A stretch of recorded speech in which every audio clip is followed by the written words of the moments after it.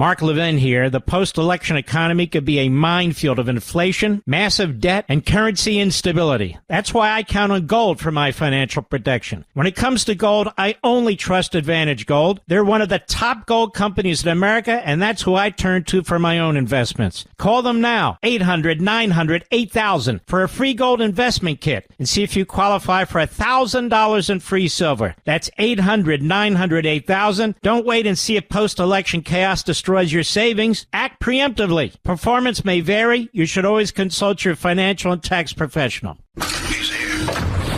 He's here. Now, broadcasting from the underground command post, deep in the bowels of a hidden bunker, somewhere under the brick and steel of a nondescript building, we've once again made contact with our leader, Mark Levin. Hi there, good evening, and what's up, America? I am Rich Valdes, Valdes with an S, at Rich Valdes on all of the social media, sitting in for the great one, Mark Levin. He's off for Yom Kippur tonight, and I want to talk about truth, because I feel like there's a war on truth. And in particular, I want to talk about relativism, right? Because relativism, quick philosophical lesson here, it's the view that claims that truth and morality and other standards vary across cultures and across historical periods, and that there is no universal criteria to judge this truth, right? You just can't judge people by this truth. Now, relativists believe that the authority of these standards is limited to the context in which they arise. So just imagine that. Right? You only behave nicely when you're supposed to behave nicely, right? When you feel like behaving nicely in that context. Now, I understand there may be times where you have to act up and get a little crazy with somebody, but do we abandon things that are right and wrong situationally? That's the question. Relativists say yes. I'm inclined to say no, but I'll keep going. I'm giving you a little bit of a relativism Google here. Now, relativism It has become more popular in recent years due to the breakdown of traditional ethical frameworks, the disappearance of religious and scientific certainties, and the increasing awareness of cultural diversity. This is, again, Dr. Google over here. Now, some people see relativism as a sign of tolerance, while others consider it to be one of the most reviled philosophical doctrines. Now, I'm more of an absolutist, right? And I say that because I tend to, I'm not the best Christian, but I'm a follower of Jesus Christ. That's my faith. But I don't lock it in a box, right? You kind of have to live your faith out loud in many ways, even if you fail, right? Even if you're an adulterer, even if you're a murderer, even if you pick the sin, even if you're one of those. Because the truth is absolute, despite my failure. So as an absolutist, in many ways, it's kind of oppositional to relativism, right? So let's talk about that, right? Because they have this ethical viewpoint of nature and morality. Now, absolutism, my belief, that is my moral principles, or the moral principles we should all live by, are kind of universal and binding and apply to everyone in all situations and places, right? So we can go ahead and think about that in the context of maybe the 10 Commandments, if you will. Thou shalt not murder. Okay, that's pretty universal, right? There's, you should not premeditate the murder of anyone, ever. It's not situational, it's whatever. Now, of course, that does not include killing in self-defense, which isn't murder anyway. So it's an absolutist view that I typically espouse. And I think there's a lot of people that also share that view. But relativists, the belief that moral principles are not universally binding and varying depending on the situation or the context, they believe that there is no independent moral truth, or that the rightness of a situation or action always depends on the context. And I guess there are some people that believe in one idea and some that believe in others. And I would also suggest that it's likely that so many in the media tend to be relativists. Why? Because they tell the truth when they feel like it, and they don't when they don't. Now, absolutist moral theories don't really consider the consequence, right? We don't think about, I'm going to do what's right because. We do what's right because it's right, not because of what can happen to us. So, as an example, you've got Immanuel Kant, right? Something called the categorical imperative or the divine command theory. These ideas are locked in. The relativist moral theories are more in consideration, I guess I should say, with consequence. You know, if I do this, then maybe I do that. And again, that doesn't mean that we should not consider our consequences. We should. But ultimately, this is not an ends justifying the means type of thing. And the reason I bring all of this up, right, because that's where we are. We've got journalists that are operating with their situational ethics, right? Situational truth, if you will. The truth is whatever they believe when they want to believe it. They get to decide what you can handle and what you can't. But this doesn't only exist with journalists. If we take a moment and pause and we think for a second, and I know you guys are thinking, smartest audience in radio over here, but if we take a moment and think, we're going to come to the conclusion that there are lots of people that will throw the rule book out, throw the Constitution out. They're not exclusive to the left. There are people, researchers, people that follow different types of chat boards and whatnot, that believe that as long as we get it done, we do whatever we got to do in the process. Who cares about the Constitution, right? They truly believe that we do what we have to do. This is an all-out battle. If that were the case, then what are we doing? Like, why have any semblance of following the rules? You have to follow the rules, right? In my opinion, you do. This war that's on truth, it really exists all around us, right? It's the battle over information, and it's unending. The question is, who's going to win? The fake fraudsters in the media or the pro-Putin patriots that are out there telling you that, you know, America's the bad guy, Putin is the good guy? And many of those people are taking up residence in different movements in the country, not the least of which the populist movement. And then you got a bunch of patriots in the middle that they know what's right, they know what's wrong. They use common sense, but they don't base their life solely on common sense. They base it on certain truths, right? Because it's those truths that we hope, right, to hold self-evident, right? Those things, that is what guides us. And that is ultimately what we hang our hat on. Reagan called on all of us to be informed patriots. Nothing wrong, right, with doing research or being in the know. I think we all have to do those things. But I think there's plenty wrong with matching the tactics of the enemy. If they're lying, stealing, cheating, killing, destroying, whatever. Does that mean we do all that because now we're just trying to beat them at their game?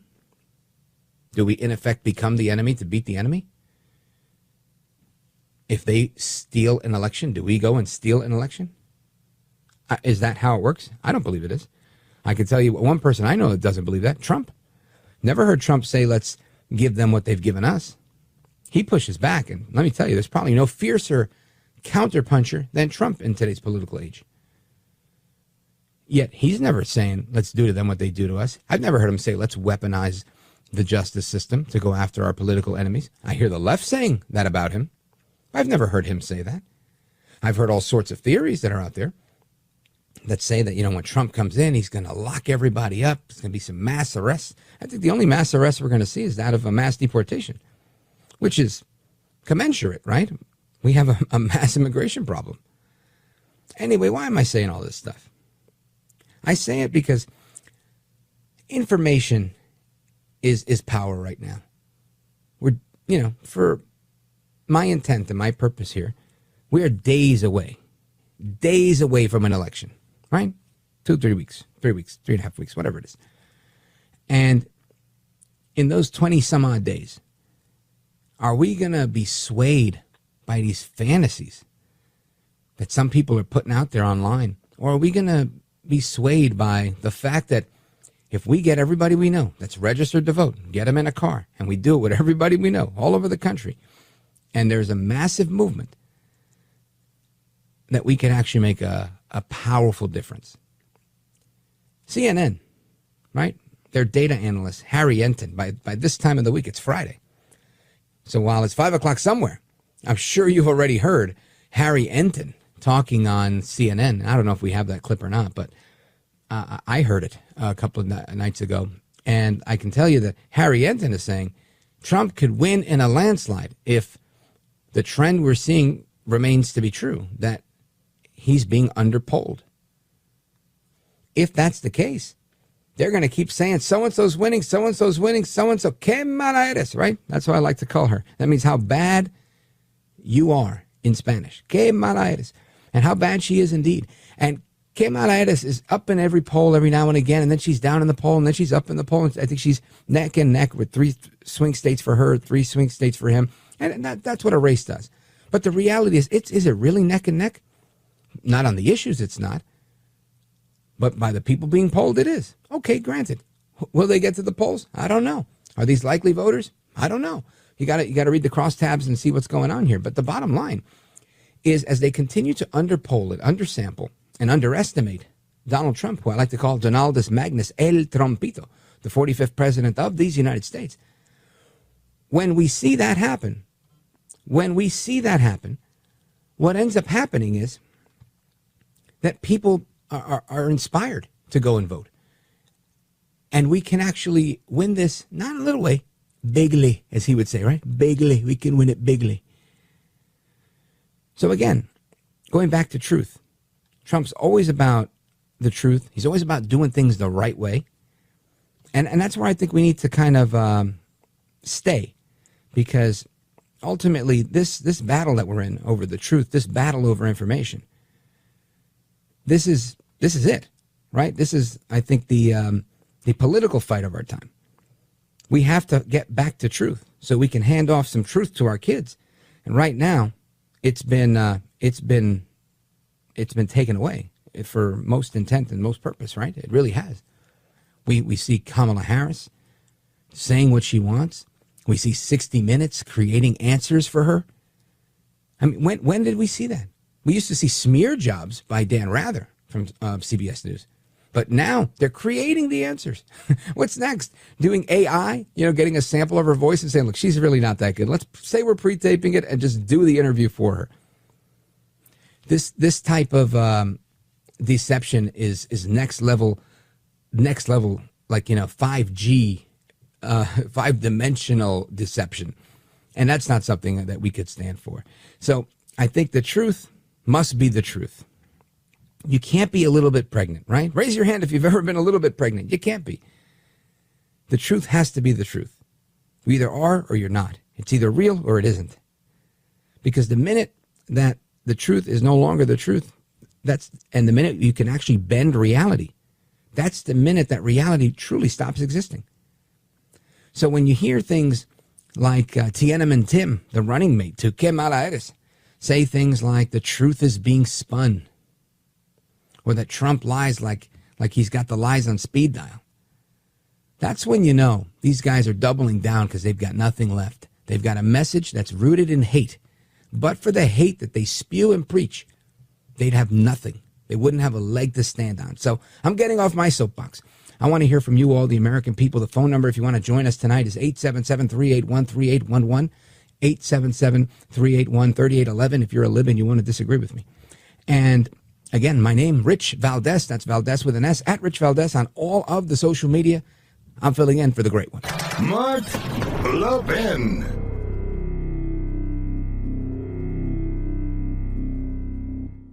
Folks, we may be standing on the precipice of a post-election economic meltdown. Any election can send shockwaves through our financial system, but this time, the stakes could be higher than ever. Reckless spending, mounting debt, misguided policies has set the stage for potential economic disaster. We can see rapid inflation or even attempts to undermine our currency. That's why I've always relied on diversification and gold for protection. It's been said to be a timeless safeguard against economic chaos, and in these uncertain times, it's more crucial than ever. ever. When it comes to gold, I trust Advantage Gold exclusively. They're one of the top gold companies in America, and they're who I turn to for my own investments. Call 800-900-8000 right now for a free gold investment kit to see how gold can help protect you from post-election chaos. You might even qualify for $1,000 in free silver. That's 800-900-8000. Call 800-900-8000. Tell them Mark Levin sent you. Performance may vary. You should always consult your financial and tax professional.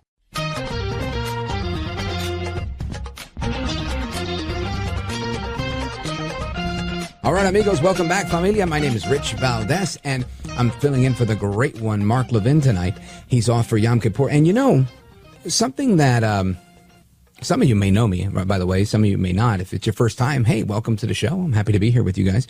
I worked for the great one, Mark Levin. You might know me. I filled in a bunch of times before I got my own radio show. And Mark nicknamed me our liberty-loving Latino amigo, Richie V, Mr. Call Screener. And yeah, I spent 5 years here as the associate producer working alongside the great Richard Zementa, Mr. Producer, who's a great guy, and a brother from another mother. Anyway, and that was just a little bit about me. And you could always learn more about me at richvaldes.com if you want to check out my big, huge, nationally syndicated show that reaches maybe, I don't know, a fraction of what Levin reaches. But we definitely do it every night from 10 o'clock at night all the way to, I don't know, 1 in the morning every night. So I'll talk about that a little bit more later. But we're talking about truth. And the truth that we're talking about is the truth that's so important, right? The real truth. Not the truth that the Democrats will have you believe. Not the truth that Tiananmen Tim Walz is always talking about, saying that the truth is being spun and lies are being spun. And he just makes stuff up as he goes along. Listen to this. And you call yourself a knucklehead. Call yourself a knucklehead because you've made some statements that just aren't true. And the comment about weapons of war that I carried in war, which you didn't. You said that you were in Hong Kong during the Tiananmen Square massacre when you weren't. You kind of chalked it all up to bad grammar or getting the dates wrong. Yeah. But your opponents say you lied to make yourself look better. Do they have a point? Well, look, 35 years ago, got the opportunity to be in Hong Kong, be in China, learned a lot about it, served 24 years in the National Guard, passionately. You know, that sounds like a non-answer to me, right? It was do your critics have a point? And he, well, you know, I served 24. Go ahead. Schools on an instance there. Proud of the service that I've done. Proud to be a teacher in that classroom. Proud to have been very public all these years and owning it when I, said, look, I was there in August of '89. And I think what you see here, you saw in Minnesota. I've been elected 8 times here. These things have been very public for folks here. They see the results of things that we pass. We see a state that's a top 5 state for business. We see 3rd best state, top 3 state for raising a child. And we've got the best health care. And I think the policies, whether it be dealing with China and understanding China's human rights. The question was, are you a liar, sir? And the answer, well, I know public schools. Listen, I don't care what part of the country you're from. I don't care if you're from the Midwest, from Hawaii, or from New York. This guy is a liar. When we're talking about the truth, this is exactly what I'm not talking about. I'm talking about these are the lies. And kudos to the guys in the media that are actually asking these questions. You know why? Because they realize at some point, this is my country too. At some point, I can't allow this moron to be the leader of the free world, or at least a sidekick to the leader of the free world. Anyway, folks, it's Rich Valdes. We're coming right back. More to come straight ahead. Sitting in for the great one, Mark Levin. Folks, we may be standing on the precipice of a post-election economic meltdown. Any election can send shockwaves through our financial system, but this time, the stakes could be higher than ever. Reckless spending, mounting debt, misguided policies has set the stage for potential economic disaster. We can see rapid inflation or even attempts to undermine our currency. That's why I've always relied on diversification and gold for protection. It's been said to be a timeless safeguard against economic chaos, and in these uncertain times, it's more crucial than ever. ever. When it comes to gold, I trust Advantage Gold exclusively. They're one of the top gold companies in America, and they're who I turn to for my own investments. Call 800-900-8000 right now for a free gold investment kit to see how gold can help protect you from post-election chaos. You might even qualify for $1,000 in free silver. That's 800-900-8000. Call 800-900-8000. Tell them Mark Levin sent you. Performance may vary. You should always consult your financial and tax professional. Mark Levin, the champion of liberty and true conservatism. Call Mark now, 877-381-3811. Man, what's going on with this Lowcock guy? This Lowcock, Philip Lowcock. He says guys should get lined up and shot if they don't think Kamala Harris would be a good president. Or he says because she's a woman. Now, I got to tell you something. I think this is my 20th year being involved in politics, right? In some way, right? Whether in the media, in government, on a campaign, something like that. And I did other things, but 20 years ago, right? 2004, I was working on I was actually stumping with Rudy Giuliani, America's mayor, in New Hampshire for Bush in his reelection campaign 20 years ago, around this time, right? About a month away from Election Day. And I can tell you that in the time that I've been observing politics, I've learned a few things, I've noticed a few things, and one of the things that I can tell you is that it seems to me that you're always going to find critics. However, I'm going to tell you something. And I'm on the radio, and people call in. I do a whole hour-long call-in segment every night in my 3-hour show. And I can tell you it's very, very hard to find people that are defending Kamala Harris, who, as you know, I like to call Que mala eres, which means how bad she is in Spanish. So Que mala eres doesn't really have a fan base. And we know that. I know I'm preaching to the choir here, right? But it's important to note because when Biden ran, I argued with everybody. Right, in 2020, and think of it for yourselves. When you were out there in the world doing what you do, were you bumping into people? Were you arguing with people? I was, and I'm sure you were too. I'm not arguing about people that are pro-Kamala anymore. All there is out there is anti-Trump. He's a threat to democracy. How could you support her this? How could you support her that? How could you say you're a Christian? How could you support him? Right? It's amazing. Absolutely amazing. Nobody's ever like, how could you not support Kamala and her X, Y, and Z plan to do X, Y, and Z? How could you not support Kamala Harris and her brilliant plan to increase inflation even more? I mean, it's just remarkable to me how we've gone so intellectually soft where people don't even ask questions anymore. Nobody even wants to say, hold on a second. Look, maybe you are fanatical of the idea of abortion. Maybe you think everybody should have all sorts of abortions. Maybe you think guns should never have existed, and if you have it your way, guns will never exist again. Maybe you think the government should be in charge of everything. The government is our daddy. That's how we are to subsist.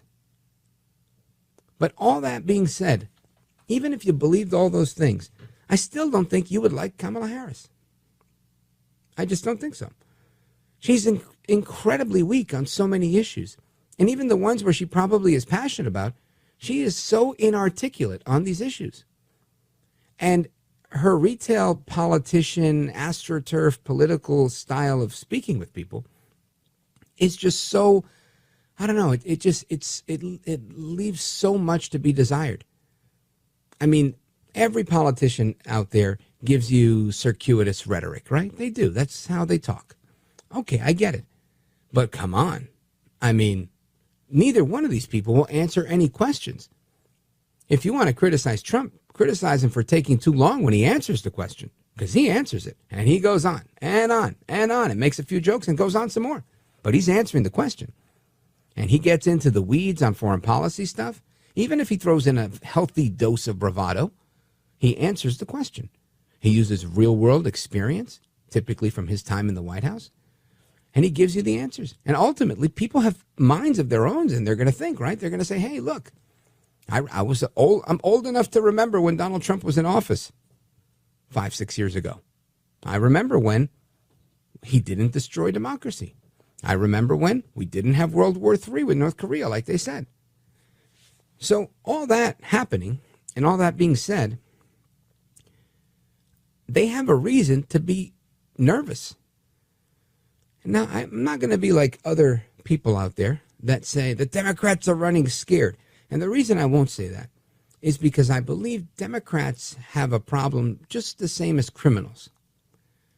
If you've ever, I did a little chaplaincy work with the Newark Police Department in New Jersey, and I've visited jail to do some ministry work. And I can tell you that I've spoken with people, criminals, gang people. They're typically not scared.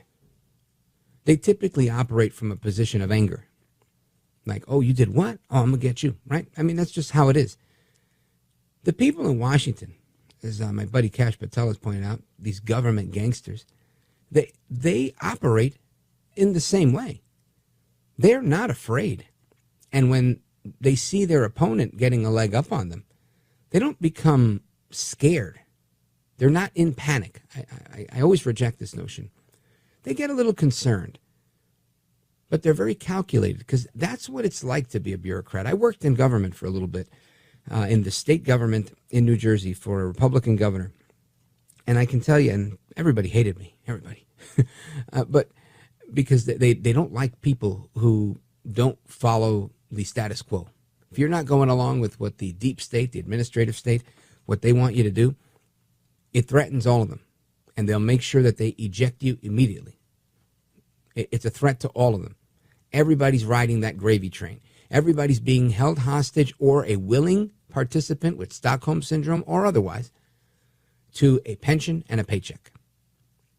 That's how they do it, right? And the main extortionist is a union, right? Some sort of labor union, whether it's a government employees labor union or a skilled trade labor union, but it's a labor union nonetheless. And they're the ones that their job is to go out there and scare people, scare you into submission. But they themselves, they're not scared because they get drunk with power. But when you hear the Ragin' Cajun, you know, the guy who coined the phrase, "It's the economy, stupid."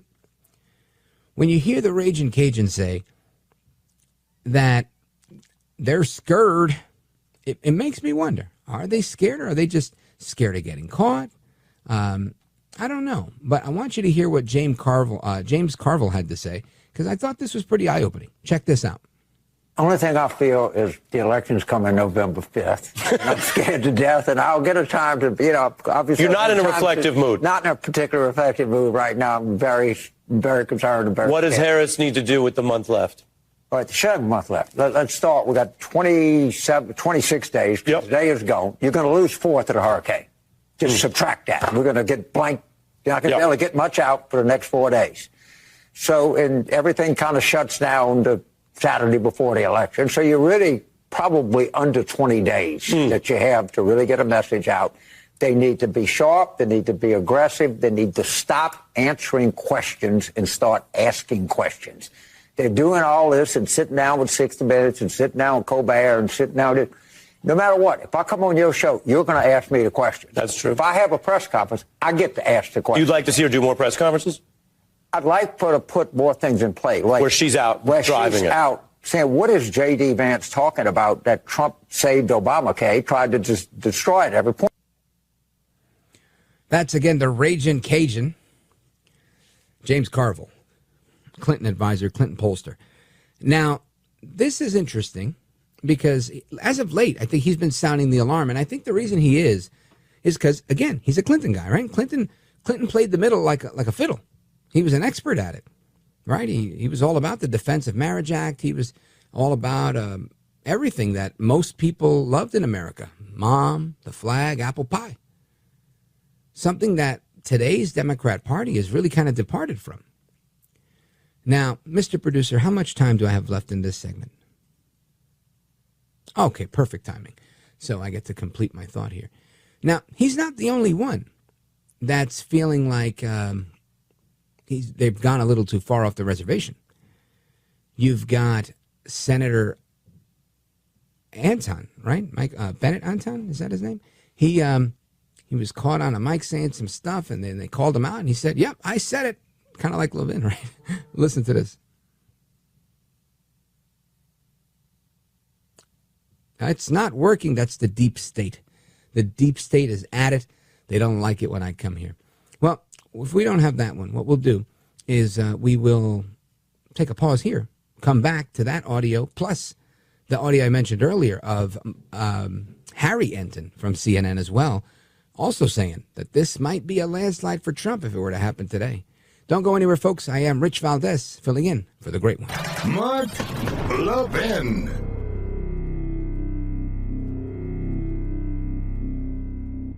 Folks, we may be standing on the precipice of a post-election economic meltdown. Any election can send shockwaves through our financial system, but this time, the stakes could be higher than ever. Reckless spending, mounting debt, misguided policies has set the stage for potential economic disaster. We can see rapid inflation or even attempts to undermine our currency. That's why I've always relied on diversification and gold for protection. It's been said to be a timeless safeguard against economic chaos, and in these uncertain times, it's more crucial than ever. When it comes to gold, I trust Advantage Gold exclusively. They're one of the top gold companies in America, and they're who I turn to for my own investments. Call 800-900-8000 right now for a free gold investment kit to see how gold can help protect you from post-election chaos. You might even qualify for $1,000 in free silver. That's 800-900-8000. Call 800-900-8000. Tell them Mark Levin sent you. Performance may vary. You should always consult your financial and tax professional.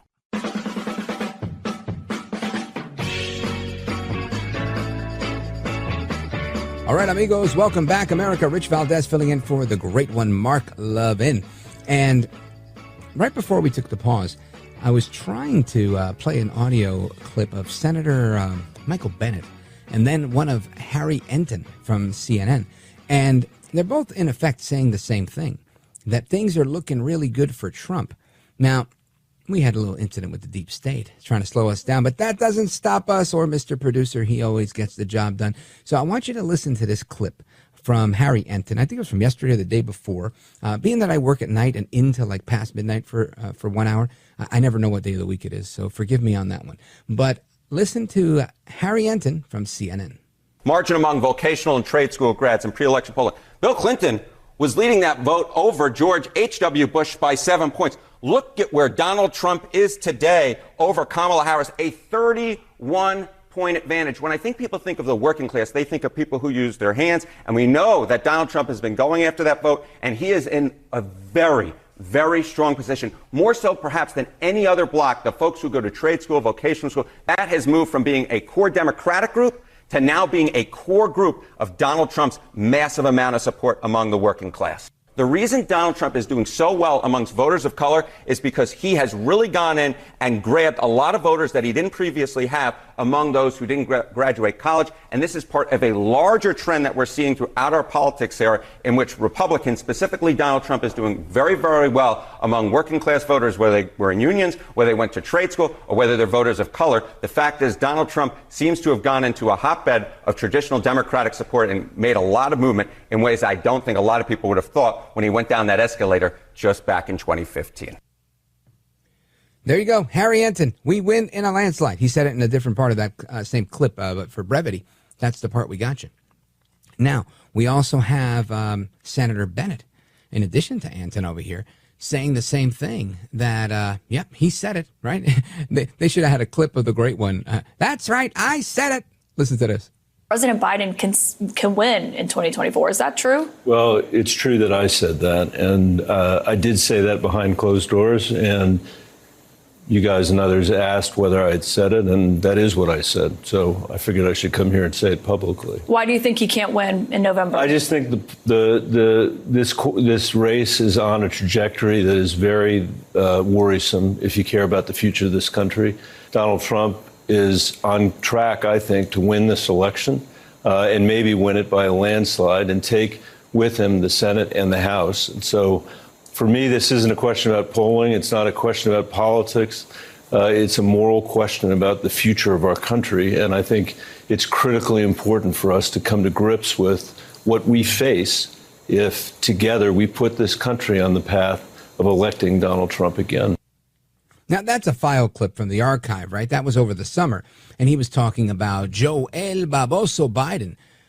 But the difference doesn't really change, right? It's a distinction without a difference here, because while the candidate has changed, he's still saying what I think so many Democrats are thinking, that Trump is positioned to win. They tried to change the candidate. They got a little bit of a bump, but they get the bump they needed? No, of course not, because the bump that they needed was really something that would have sustained throughout the campaign. But lamentably, that's not where they are, right? Take a look at this, right?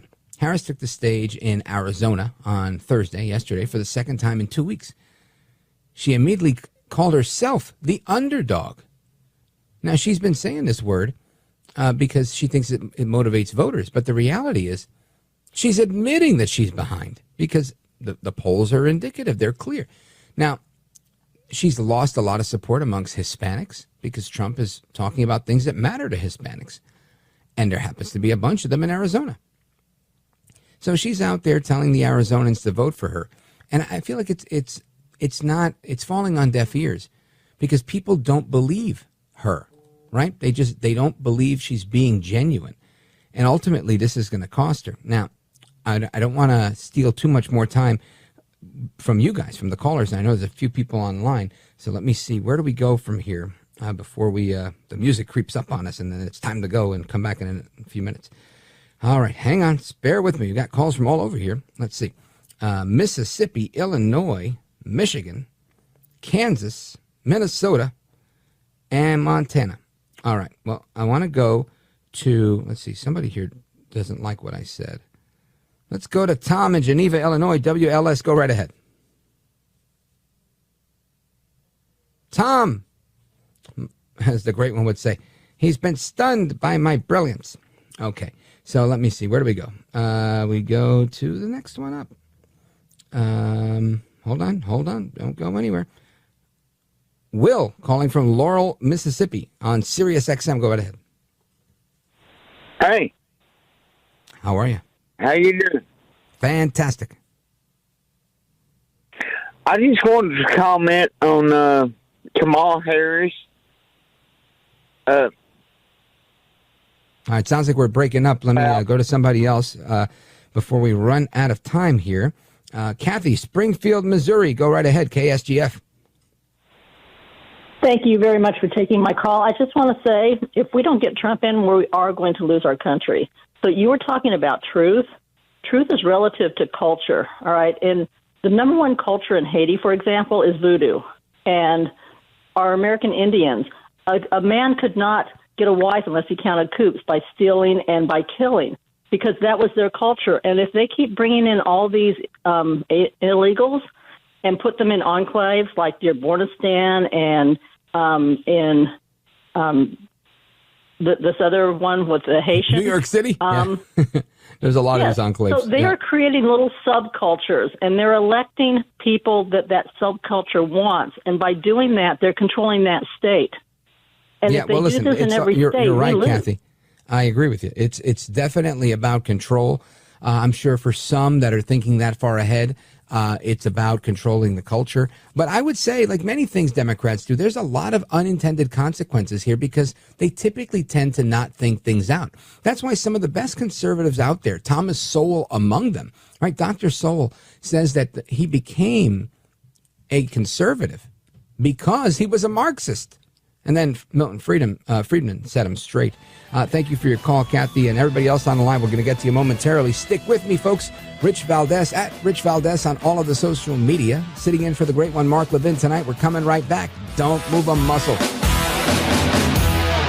This segment of the podcast is exclusively sponsored by Pure Talk. Pure Talk offers great coverage and can save your family money on your wireless bill every single month. Go to puretalk.com to find the plan that's right for you. Thank you again for listening, and thank you so much for this sponsorship, Pure Talk.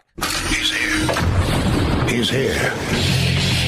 Now, broadcasting from the underground command post, deep in the bowels of a hidden bunker, somewhere under the brick and steel of a nondescript building, we've once again made contact with our leader, Mark Levin.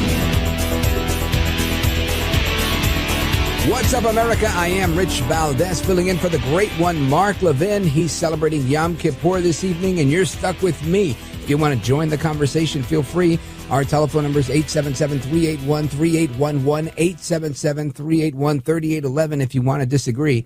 And we'll get to your calls in a little bit. I want to talk about a few things that are going on tonight. We opened the late night, or I should say early evening town hall conversation tonight, discussing the battle for truth, the battle on information. There's a real war going on outside, and it's against what we consider to be true. And in that same vein, I want to continue to point out some of the hypocrisy that we're seeing from both the left within the media and the left within our government, i.e., Kamala Harris, who I like to call Que mala eres, which means how bad you are in Spanish, and how bad she is indeed, because Que mala eres is truly, truly bad at this job. I mean, she is totally propped up on life support here, right?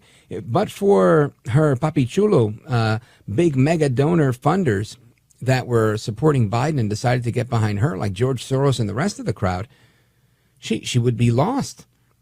She'd be done for, right? Stick a fork in her. But she's out there. And her arch rival, El Trompito, Donaldus Magnus, the 45th president of these United States, Donald J. Trump, he's always calling her out. And good for him that he does that. And he's on the campaign trail, and he's explaining to everyone repeatedly that Kamala has done nothing, in particular with respect to this hurricane, right? And the response to it. Now, Biden gets out there on his high horse yesterday, and he's saying, now, come on, man. You know how he gets. He gets all indignant about it. Saying, and you got Donald Trump out there. And Joe El Baboso Biden doing what babosos do best, babosadas. And he seems bothered that Trump is criticizing him and Kamala Harris on their response. But what's interesting is that I don't think Trump's saying anything that's not true. I think that their response was lackluster. They're the ones that made the comments about FEMA running out of money. What did you think? Nobody was going to pick up on that and say, well, that's funny. They're not running out of money at the border. No matter what you do, they're going to say something about the border, right? Biden says, well, you know, it's a beautiful day today in Washington, D.C. Someone said, well, you know what? It sucks down here at the border. I mean, because people are getting overrun. Now, this is a story that goes on, I don't know, 2015. That was 9 years ago when Trump was talking about they're bringing us their rapists and their murderers, right? And he was 100% right. They're not sending us their best. They're sending us their worst. He didn't lie then, and he's not lying now. And now the difference is people believe them, believe him, and they don't believe them, the media, right? Again, the battle for truth. And that's what we're talking about. So you've got El Trompito. He's on the campaign trail, and he says Kamala did nothing about this. Listen to this. Kamala flew to a fundraiser in San Francisco, a city she absolutely destroyed. She destroyed San Francisco. It was the best city in the country, and now it's not good at all. Well, families desperately tried to escape the rising floodwaters, and they climbed onto roofs. They did anything they can to live, but Kamala didn't send any helicopters to rescue them. And when people sent helicopters, they turned them back. And when, by the way, when Elon sent Starlink, originally they confiscated it, they took it. It took them a long time to get it over there, and it's a disgrace. And he doesn't want to say that, but I'll say it. It was disgraceful what they did. So she didn't send anything or anyone at all. Days passed, no help as men, women, and children drowned. North Carolina has 8 military bases, great bases. Fort Bragg, remember Fort Bragg? They changed the name. We won 2 wars. 2 world wars, actually, to be specific, from Fort Bragg. But they changed the name to, I'm not even going to say it. Let's just call it Fort Bragg. I think, what do you think? Has nothing to do with Pennsylvania. But the people of North Carolina would like to leave it as Fort Bragg. Can we do that? Yes? I think so. But they had rescue helicopters that could have easily be sent, and there was just no coordination. I'm not surprised because I've been dealing with them. There's nothing. But instead, Kamala recorded a podcast known for its graphic content. Can you believe it?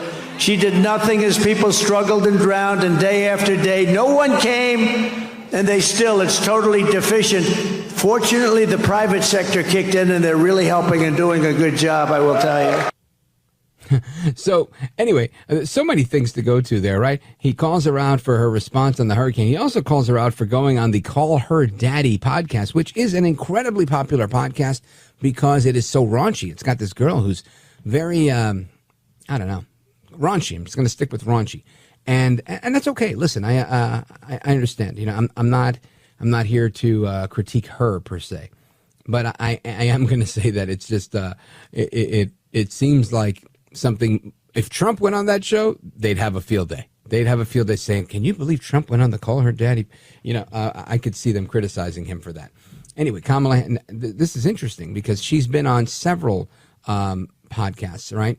And the ratings don't seem to improve. Look at this, just a quick article, and then I'll go right back to the hurricane response stuff. She was on there. Listen to this. I'm reading this from wokespy.com.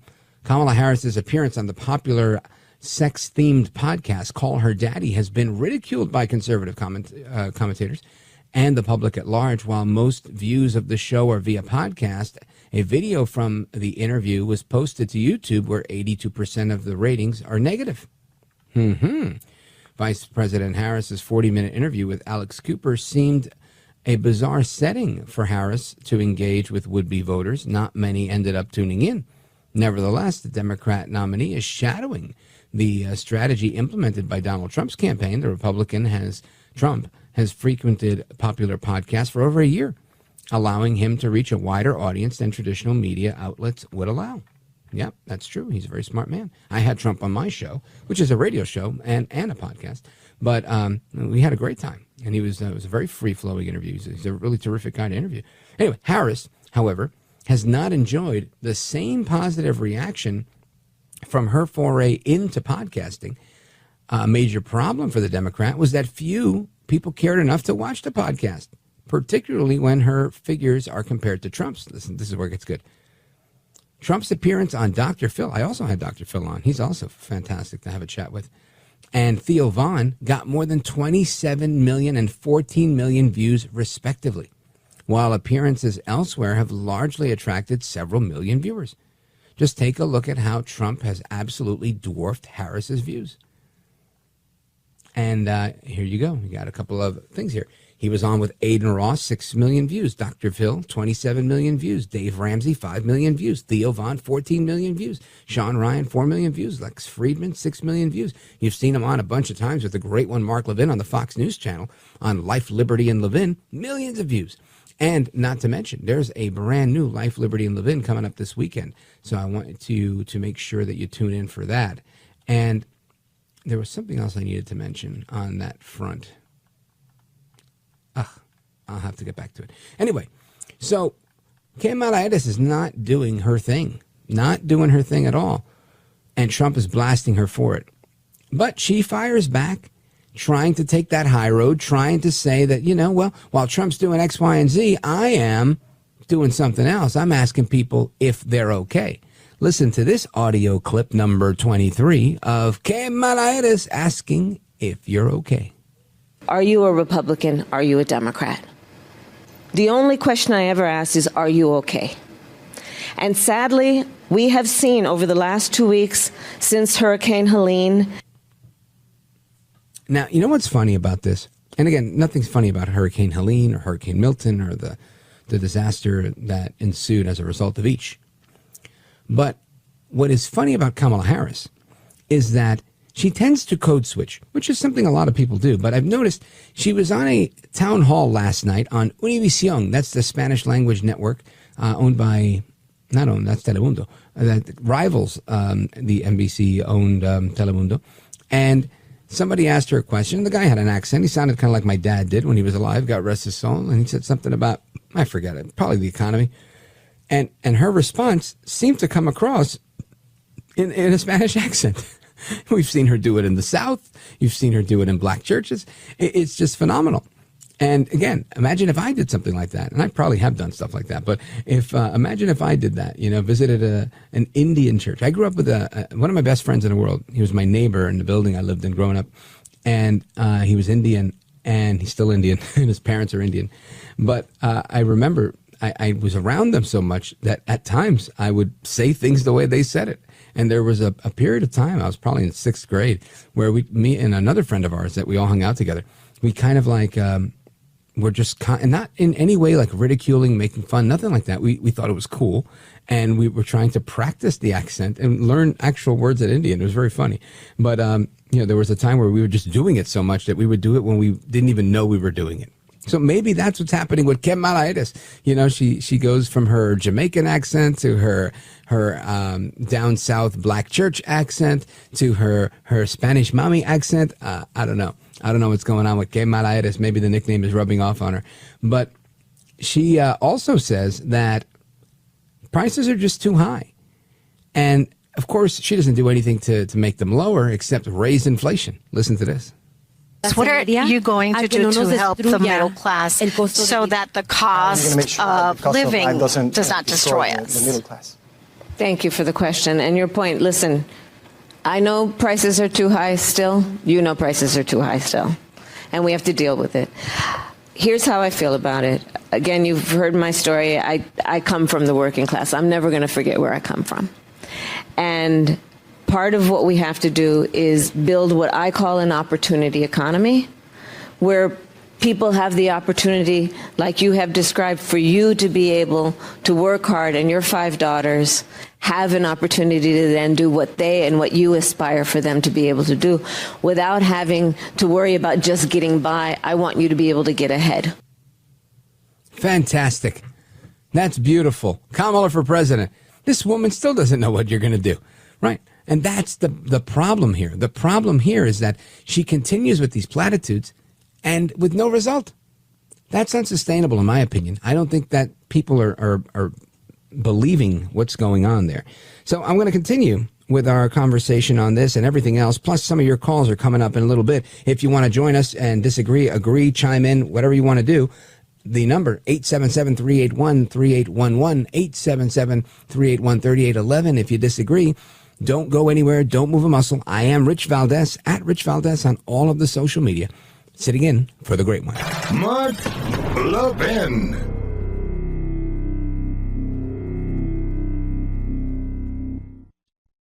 The big wireless carriers want to limit you to 2 choices when it comes to data, unlimited or unlimited. And guess what? Both are stupidly expensive. So folks, stop overpaying for data you're never going to use. That's like paying for a pot of coffee when you only need a cup, or filling your entire truck bed full of gas when you only need a tank. With Pure Talk, my cell phone company, you get to choose how much data you actually want. Listen to this. For just $25 a month, get unlimited talk, text, and 5 gigs of data, which is more than enough, plus mobile hotspot. Folks, stop overpaying for wireless and get America's best 5G coverage with Pure Talk. Go to puretalk.com/Levin. That's puretalk.com/Levin. Switching is easy. There's no contract. There's no activation fees. You can even keep your phone and your number. Again, that's puretalk.com/Levin, Levin, and you'll save an additional 50% off your first month when you sign up with Pure Talk.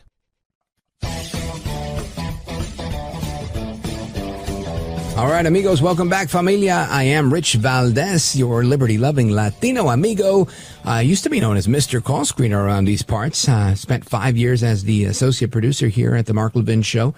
And then I got a chance to take over a very big radio show that was started by a guy named Larry King back in 1978. And then it was continued for decades by a giant in this business, Jim Bohannon. Late night radio, 10 o'clock Eastern time to 1 a.m. on hundreds of stations across the country. And it's a real honor and a pleasure to be there. And whenever one of my mentors and my friend, the great one, Mark Levin, asks me to fill in for him, I never say no. And of course, it is Yom Kippur, and that's why Mark is not in tonight. And I tweeted, Happy Yom Kippur. And someone said, I'm not Jewish. Someone named Jim Dillman. So, Mr. Dillman, if you're listening, he says, I'm not Jewish and I know you mean well, but I'm not sure it's appropriate to wish someone a happy Yom Kippur. It's somewhat akin to telling someone to have a good time at their mother's funeral. Now, I grew up with a lot of Jews, and I've never seen Yom Kippur celebrated like anybody's mom's funeral. The Day of Atonement comes, following Rosh Hashanah, the Jewish New Year, and it's a time of reflection and repentance and turning away from sin and extended prayer, right? You're really getting into the presence of God. And I think, again, as a Christian, all I could say is the word I read, right? My scripture says to be absent from the body is to be present with the Lord. So if you're present with the Lord, that's a good thing. And yes, happy Yom Kippur. Or at least, enjoy your celebration or observance of Yom Kippur, if that makes you happier, Mr. Dillman. But I just wanted to address that real quick. Now, I also wanted to address Mr. former President Obama, because he was out there and, just going at it, doing what he does, saying what he says, trying to drum up as much support as he can for Kamala. I just don't know if it's enough, right? To me, it seems like she got a little momentum when she came on the scene. They were able to raise more money and not lose the pledges they'd gotten. But ultimately, they couldn't do anything. So anyway, I want you to listen to, I don't have the times on these audio clips, Mr. Producer. Which is the shortest Obama? All right, so let's go to number 25. Check this out. Kamala Harris is ready to do the job. This is a leader who has spent her life fighting on behalf of people who need a voice and a champion. Somebody who was raised in the middle class, who worked a summer job at McDonald's while she earned a degree, who believes in the values that built this country. Somebody who has served with distinction in every office that she has ever held.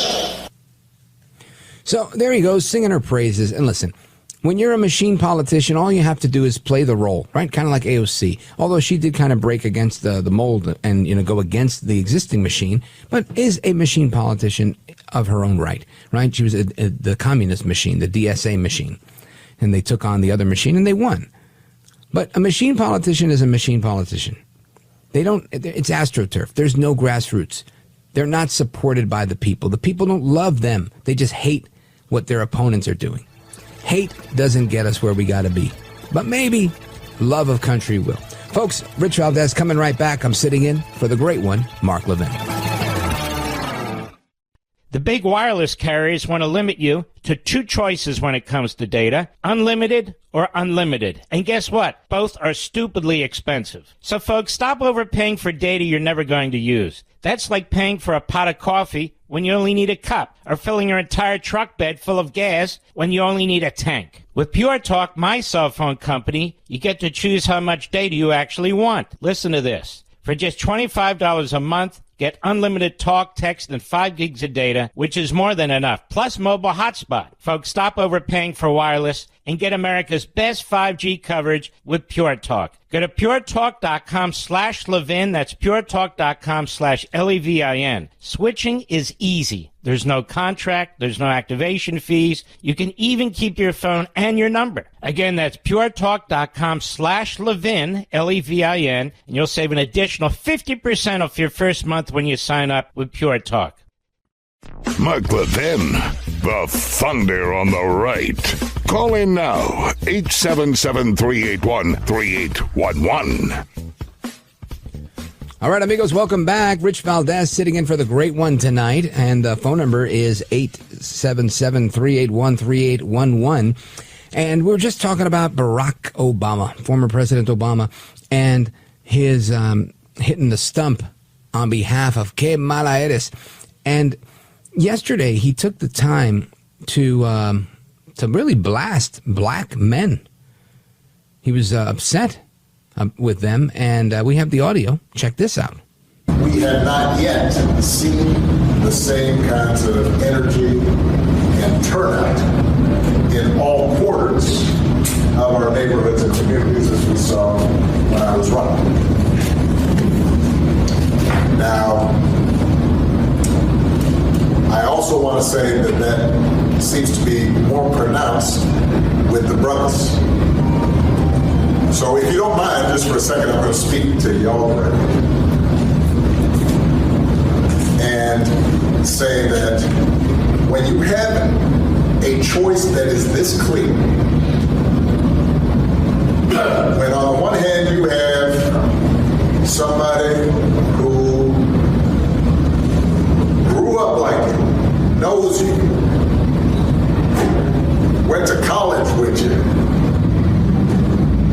understands the struggles and pain and joy that comes from those experiences. He's had to work harder and do more and overcome and achieves the second highest office in the land. All right, so Obama goes on and on and on. He's there just scolding, right? He's saying, now listen, I want to talk to the brothers. I want to explain somebody that looks like you, talks like you, knows you. The problem is, the person that is going with Trump, right, the black male voter, from the interviews and focus groups I've seen, these are not people that relate to Kamala Harris, but they relate to Donald Trump. So you got to do a better job selling this, Barack Obama. You can't sit here and say somebody, went to, I don't know how many people across this country went to Howard University or even an HBCU for that matter. And I'm talking about African-American voters, black men. I do know that they typically have a view, if we're going to be, for one moment, if we're going to be painting them with the same broad brush, I do know that many black men tend to have similar views to Hispanic men. I happen to be one of those. So I can tell you, we believe that boys are boys. We believe that girls are girls. We believe that you marry your wife and you stay with her forever. Yeah, for the most part. I think that's still a widely held view. I don't know too many of my friends that I grew up, my contemporaries, that are like, man, marriage is just a piece of paper. I really don't. I don't know too many of them. Now, that doesn't mean that that's not a thing out there. But when it comes to somebody who was president, made it from New York to the White House, who has been falsely accused, they're trying to imprison him, they're putting undue felony charges against him. The same people that sing the song of systemic racism and overcharging people like the Biden crime bill, there's going to be way more people that relate to Donald Trump who literally has been in court as a defendant than Kamala Harris, who's been the prosecutor on these cases, right? In California, when it was her turn. So, Barack, maybe you've gotten, in your old age, a little rusty at your political analysis, but if I had to advise you, if I were David Axelrod, your senior advisor, I would say, sir, this is one fight you don't want to pick with Trump. Black men have always liked Trump before he was president. He's always been popular. Trump is a brand. Kamala Harris is some lady that just showed up. And because his brand is so powerful, he said, oh, is she black now because she used to be Indian? Boy, did that stick. That's still out there. So why would you get into a proverbial pissing match with El Trompito on something you can't even win on? That's what I'm saying. So Barack Obama, shame on you, sir, for trying to chastise people into voting for her because of racial identity politics. It's even beneath you, I would say. Now, I want to continue on this Obama tangent I'm on. Number 27, listen to this. There is absolutely no evidence that this man thinks about anybody but himself. I've said it Pause before. it right there. No evidence that El Trumpito thinks about anybody but himself. The Secret Service tells him, Mr. President, you can do outdoor rallies, but you're going to have to be in this little Pope-mobile, bulletproof glass little hut. What does he do? He walks away from the hut and goes over to somebody that passed out of heat exhaustion at a rally, making sure they're okay. No evidence that when Jennifer Hudson, the African-American singer turned talk show host, when her family was murdered, that he extended hospitality towards them and put them up in Trump Tower or one of the Trump hotels. No evidence of that either, right? No evidence of the countless people that have talked about how Trump looked them out financially when they were coming up. No evidence of Jesse Jackson. If you listen to my show, you've heard this audio from 1988, 1989, 1990, when he's talking about his earlier run in the 1980s when Jesse Jackson ran for president in 88, saying that Donald Trump was one of his biggest supporters, and he was singing Trump's praises. In fact, Jesse Jackson is infamous for saying he wanted to cut the proverbial nuts off of Obama, right? He said that on a hot mic. He didn't say that about Trump. So Obama's saying that there's no evidence that Trump cares about anybody but himself.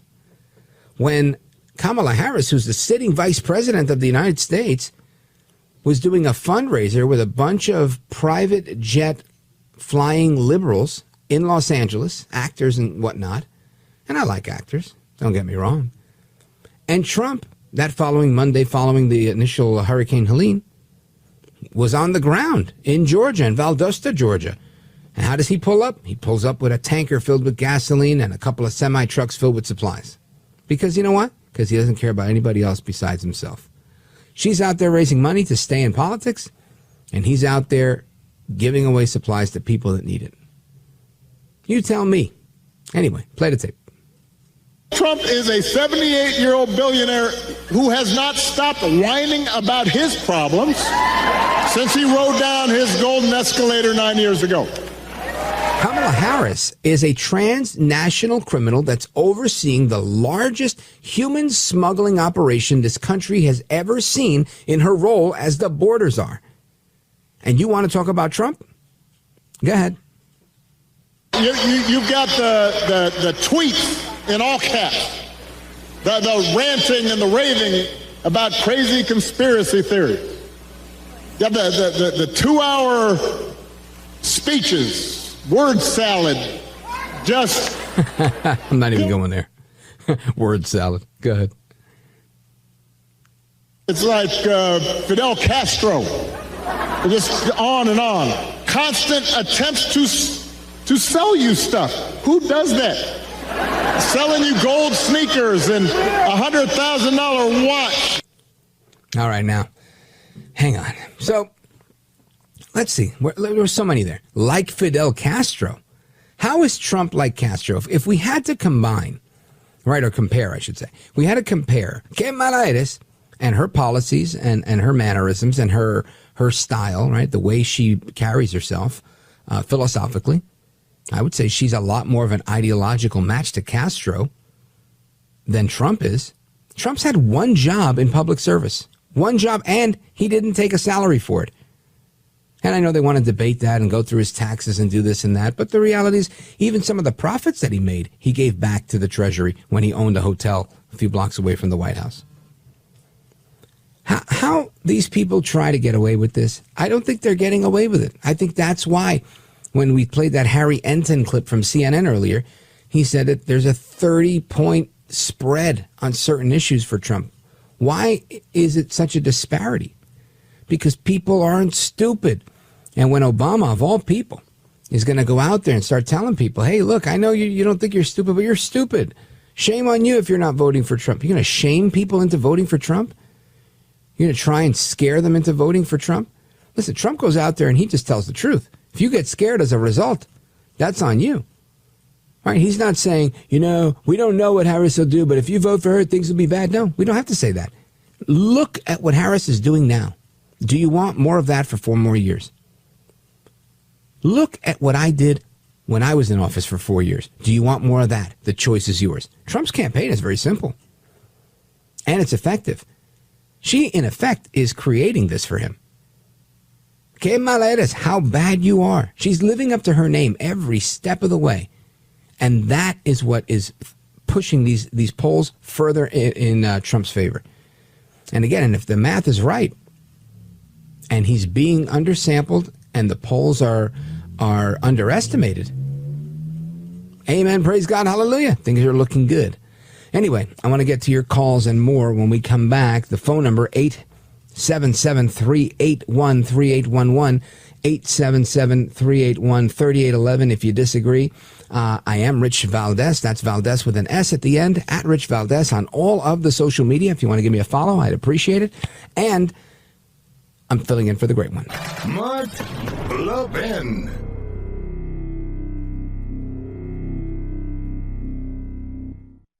The big wireless carriers want to limit you to two choices when it comes to data, unlimited or unlimited. And guess what? Both are stupidly expensive. So folks, stop overpaying for data you're never going to use. That's like paying for a pot of coffee when you only need a cup, or filling your entire truck bed full of gas when you only need a tank. With Pure Talk, my cell phone company, you get to choose how much data you actually want. Listen to this. For just $25 a month, get unlimited talk, text, and 5 gigs of data, which is more than enough, plus mobile hotspot. Folks, stop overpaying for wireless and get America's best 5G coverage with Pure Talk. Go to puretalk.com/Levin. That's puretalk.com/Levin. Switching is easy. There's no contract. There's no activation fees. You can even keep your phone and your number. Again, that's puretalk.com/Levin, Levin, and you'll save an additional 50% off your first month when you sign up with Pure Talk.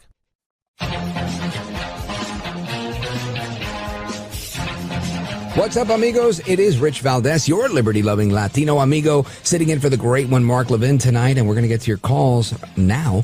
877-381-3811 is the phone number. Let's go. Hold on a second. I'm getting old. I'm 46 now, and I can't see like I used to. All right, hang on. Stand by. I want to go to right here. Let me see. Yep, right here. Curtis, Overland Park, Kansas, listening on Sirius XM. Go right ahead, Curtis. Hi, Rich. Can you hear me? Loud and clear. Okay, yes, sir. Rich, I just want to thank you for filling in for Mark. I super appreciate your honesty and your straight shooting. So I'm a Christian first, but I just want to ask a question.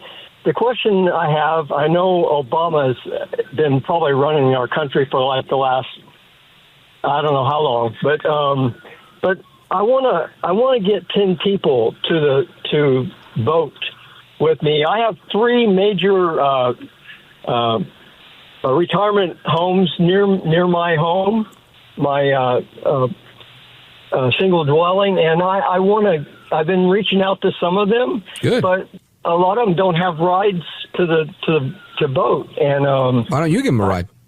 A legal way to do that, and without being disrespectful. And of course, I want to just take Republicans. You got to speed it up. There's a lot of people on hold. Go ahead. Okay, sorry. Go ahead. That's what my question is. How you're legally go take them in your car. Okay, and just set them up. Okay. Yeah, I would just give them a ride to the polls. People have been doing that forever. You don't have to touch their ballot. You don't have to do anything. Just pick them up, drop them off, bring them back home, whatever. If they're all in the same old folks' home, I would just go and say, hey, look, I'm giving a ride. Try and get a friend, talk to a family member. Hang out there long enough. You'll find a connection. Talk to one of the nurses. There's always a way in. But thank you for the call, and I think that's a very, very good idea. And let me see. Where do we go? Let's continue with that. Very good idea by Curtis. Let's go to Diane, Leroy, New York, WHAM. Go for it quickly. Yes, to the point. Over the past couple of weeks, I have been receiving harassing texts from the Harris campaign. I am not, nor will I ever be, a Democrat, and it is coming from the Forward Blue campaign, and they write in capital letters, why haven't you responded, blah, blah, blah. Now, somebody told me that you can block them, but you want to know something? I'm letting them come through. I am making a record of it, and I am going to be contacting the Federal Elections Commission. Yeah, and you can also, Diane, you can also contact the FTC. Because if you do hit stop and, don't reply anymore and all that stuff, they have to stop, and you could report them for that as well, if that's something you're interested in doing. But it's a shame. But, it's a free-for-all this time of year. Everybody's asking for money. Everybody's asking for your vote. This is it. There's, like the Raging Cajun said, a few days before the end of Election Day, it's the end, right? So we've got probably 20 some odd days to get this done. So people are, I'm not going to say desperate, but they're in overdrive. Let's go to Jenny, Brownstown, Michigan. Sirius XM, go right ahead. Yeah, I just want to say that it sounds good. It sounds like we have a little bit of hope here, but we can't get complacent and think there's going to be a big red wave like in 22. Ha ha. Yeah, no, you're right. I think you're spot on with that. The reality is we have to play like we're behind. That's why I think everybody needs to make sure you're going to vote. Make a goal of 10 people. If you miss it and you end up with 6, you've done a great job.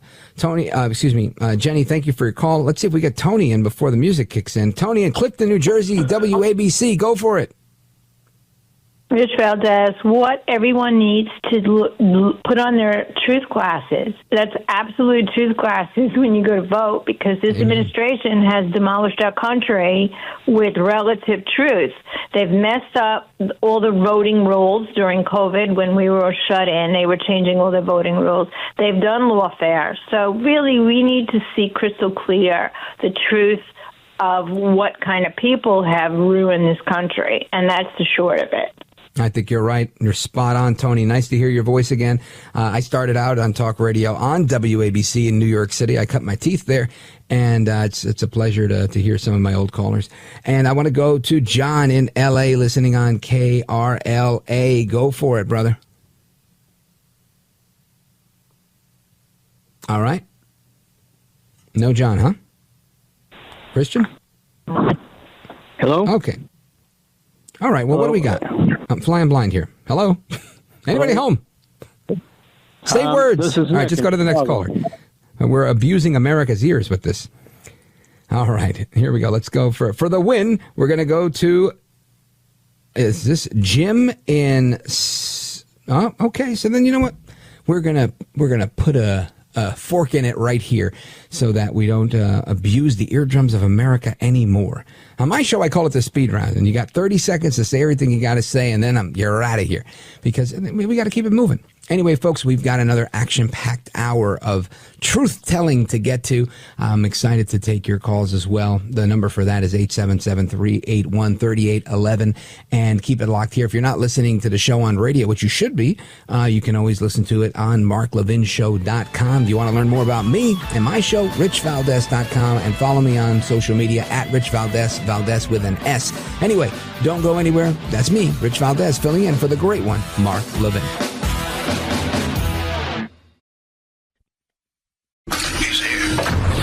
He's here. Now, broadcasting from the underground command post, deep in the bowels of a hidden bunker, somewhere under the brick and steel of a nondescript building, we've once again made contact with our leader, Mark Levin. All right, America, I am Rich Valdes, Valdes with an S, and I'm sitting in for the great one, Mark Levin, who is observing Yom Kippur tonight. If you want to join the conversation here, you know the number, 877-381-3811. And I want to jump into a couple of things before we get to your calls. I know there's a lot of calls that are looking to get on and have their voices heard, and I want you to be heard. But we've been talking a lot tonight about the battle for truth. And along with the battle for truth, there is a real threat, right? A real threat to something the last time I was with you guys, I talked about, which is the threat to domestic corruption. And that threat exists in you, in me, in what it was once known as the Tea Party movement, the Patriot movement, now is known as the MAGA movement. The MAGA movement is a threat to domestic corruption and the deep state pendejos that perpetuate that corruption. MAGA is a threat to everything, right? It's a threat to everyone that is under the spell of the media's lies. MAGA is a threat to their version of gender norms. MAGA is a threat to income taxes. MAGA is a threat to every tool that the left within our government and the left within our media, every tool that they use to try and dupe you and me and the rest of us. The constant, I'm going to use the term that I don't like using, but the constant gaslighting. The idea that if you speak up about something, that you're the bad guy. You know, like somebody's trying to pickpocket you, and you go, bro, don't touch my wallet. They go, excuse me? How dare you raise your voice at me? It's like, excuse me? What? You're robbing me, sir. Right? It's that type of Twilight Zone gaslighting crazy that's going on. And yeah, are the Democrats losing their cool? For sure. Are they scared? I don't know. The criminals get scared. I mean, this is why they go down with the ship, right? This is why they shoot at cops. You and me, I would never shoot at a cop. But bad guys, they shoot at the cops. Bad guys, they hear the sound of handcuffs, they pull away. I don't pull away. I've never heard the sound of handcuffs either. But I mean, I've heard it, but not for me. And my point is, I don't believe that the bad guys really get scared. Some of them do. But by and large, I think that's the reason they're bad guys, is because they don't get scared. They're not afraid of the consequence. They're not afraid of doing you harm. They're not afraid of not putting in the work, but getting the results that they want by taking it from you. They're just not. So when we hear that the Democrats are afraid, I say, I don't know. I don't think they're afraid. They might be losing their cool. They might be a little annoyed that they're not easily duping people the way they once did. That, I think, is more accurate. I think that's a real thing. But your existence, your independence, your heterodoxy, right? Your ability to think for yourself and have your own opinions is a threat to the left and their scheme to scam people into thinking climate change is a reason to not have children. I picked up some food today. I went for my, every Friday, let you into my life a little bit. Every Friday I go to get my beard done. Because, you know, for those of you who know how I look, I have this incredibly coiffed head of hair. And I like to get my beard done at the barber. And I get hot towel service and all that. And across the street, there's a little pizzeria. So I went in there. And the girl worked at the counter, nice girl. And we were talking. And there was a little kid there. Like a really little kid. And he was looking through some stuff under the counter. And, I just kept an eye on him because, I'm a dad. I have two daughters, 19 and 23. And my girlfriend's kid is 7. So, I'm around kids regularly, but larger kids, right? Not like 1.5 or 2. And this little guy, he's active. He's one of those little 2-year-olds that like just learned how to walk, or 1-year-old that learned how to walk, and he's everywhere. And I see him and he's fiddling with some stuff that's under the counter while she's like grabbing the food I asked for. And what does he come out with? Scissors. So I snatched him. I was like, no, you can't touch those. And she was like, oh, wow, I didn't even see that. And what does he come out with? Next item he grabs? Another pair of scissors. I'm thinking to myself, how many scissors do they have in this pizza place? Guess what? 3rd pair of scissors. And I'm thinking, I hope you ran out of scissors. And she's laughing. She thought this was the funniest thing ever. I'm on one side of the register, and this little kid's on the register side, and I'm leaning over the counter to grab the things because she's got her hands full. Anyway, he looks at me again, defiantly, right? Real defiantly. And he shows me a pen, then a pencil. I was like, oh, my gosh, what else do they have down there? Anyway, my point was she gets to a point, and she goes, yeah, who wants to have kids anyway? And it hurt my feelings. My sensitive side is showing, right? And I was like, oh my gosh, the best thing I ever did was have kids. And I tried to share a little bit of my experience of how much I love my children. And I don't say I love all children, because I don't. I think kids are definitely annoying and can be annoying. And I don't see other people's kids and like them. I go, oh, man, got kids, good for you. But I love my kids. And like I said, my girlfriend, I love her kid too. Cute kid, 7-year-old girl. And reminds me of my kids, honestly. But the point here is that this girl was sold. She's 30 years old. And she was sold on the idea that who wants kids anyway?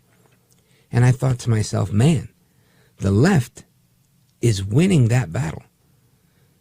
Another battle that I'm going to say they're winning, they haven't won it, but they're winning, is the battle on the hearts and minds of young people. telling them that they don't have to be the gender they were born to be. Yesterday, the 10th of October, 1010 in Roman numerals, XX, you probably heard about this, was Real Women's Day. And they were celebrating XX 1010 as in the XX chromosome that defines women. And I realized that there's a real battle for truth, a real battle against you, the threat to their agenda.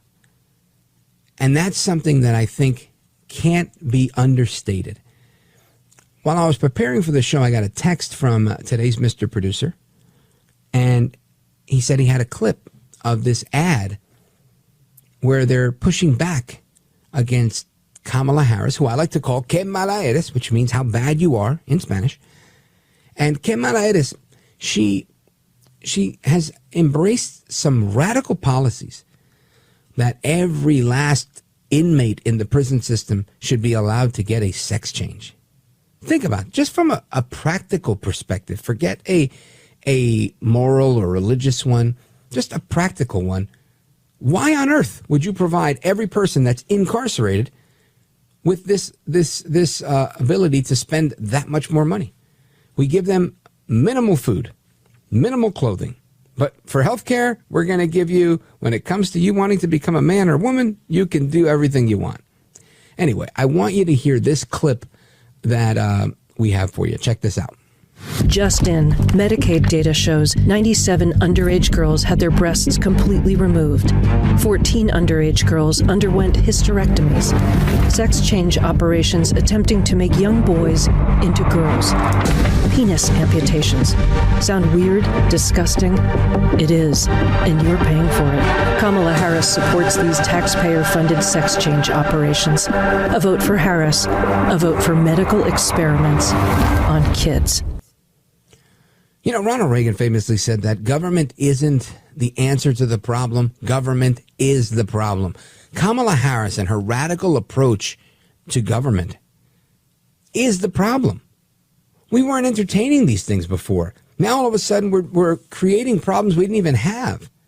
You tell me if the next 4 years of a Harris administration are going to be anything short of a nightmare with Que mala eres. Just imagine an inauguration day where Que mala eres and friends of hers, right? Bernie Sanders, Bernard Sanders, AOC, all out crazy, my least favorite congresswoman from the Bronx and Queens, who I actually bumped into, by the way, at the Puerto Rican parade in New York City about 5-6 years ago. And I was like, hey, Congresswoman. And she looked at me and literally ran across the street to the other side of Fifth Avenue. And nobody would have believed me when I told them that story, but for the fact that the New York Post photographer was like right over my shoulder, took a picture, and it came out in the paper. AOC is a coward that has refused to appear on any one of my shows, this show, any show, like so many on the left are. Just like Kamala Harris is a coward and refuses to show up in any real environment where she's going to be questioned. But I got sidetracked. Imagine Inauguration Day with all out crazy Bernard Sanders. Who else? Que mala eres. Tiananmen Tim Walz. Mind your damn business. I'm friends with school shooters. Joel Baboso Biden. Oh, yeah, I got hairy legs. You know, all the rest of that craziness that's going on the left. Imagine that is what Inauguration Day looks like. A sea of people like them in charge of this country, making policy and advancing their agenda for you, for your children, for the next generation. Does America have a future with that type of Inauguration Day? I'd love your thoughts and more on that straight ahead. The phone number 877-381-3811, 877-3811. If you disagree, you can definitely call in, and we're going to get to your opinions and more. We're going to continue our conversation. I am Rich Valdes, Valdes with an S, and I'm filling in for the great one, Mark Levin.